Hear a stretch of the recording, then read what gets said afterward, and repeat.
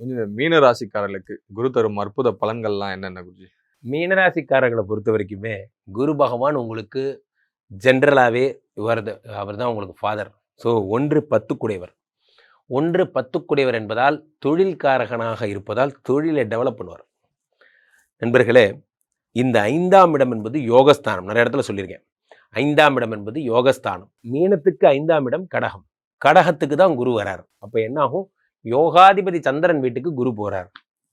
அப்போ சந்திரன் மட்டும்தான் ஒரு ஜாதகத்துல ஒருத்தரை ராஜாவாக்கி அழகு பார்ப்பாராம். ஜோதிட சாஸ்திரம் சொல்லுகிறது. அப்போ மீனராசிக்காரர்களை ராஜாவா ஆக்க போறார் இந்த சந்திரன்.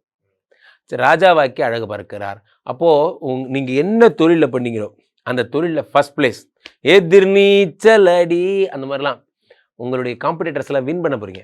நீங்க தான் மார்க்கெட்ல வேற யாருமே கிடையாதுங்கிற நிலைமையை உருவாக்குவீங்க. மீனராசிக்காரர்கள் மிக பெரிய ஒரு டாஸ்கை ஹேண்டில் பண்ணி ஜெயிக்க போறீங்க.